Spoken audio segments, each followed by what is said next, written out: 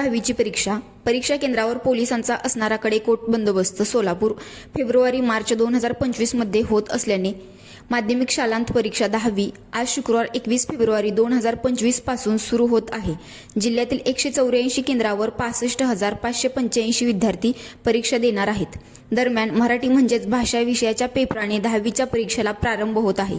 राज्याचे मुख्य सचिवांनी कॉपीमुक्त अभियानाची कडक अंमलबजावणी करण्यासाठी सर्व त्या आवश्यक यंत्रणेचा वापर करावा याबाबत निर्णय घेण्याचे जिल्हाधिकारी कुमार आशीर्वाद यांना देण्यात आले। शिक्षणाधिकारी सचिन जगताप यांनी सांगितले, 10वीच्या परीक्षेसाठी जिल्ह्यात 15 परीक्षक केंद्राची निर्मिती करण्यात आली आहे। यावर गट शिक्षण अधिकारी, विस्तार अधिकारी यांची नियुक्ती करण्यात आली आहे। 10वीची परीक्षा 21 फेब्रुवारी ते 17 मार्च 2025 या कालावधीत पार पडणार आहे।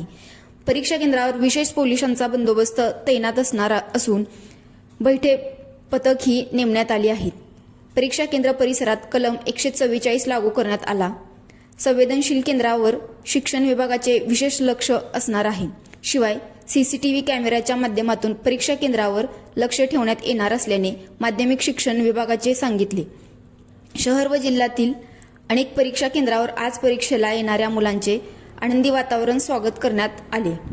औक्षण करून गुलाब पुष्प देऊन मुलांचे स्वागत करण्याचे नियोजन केंद्र संचालकांनी केले।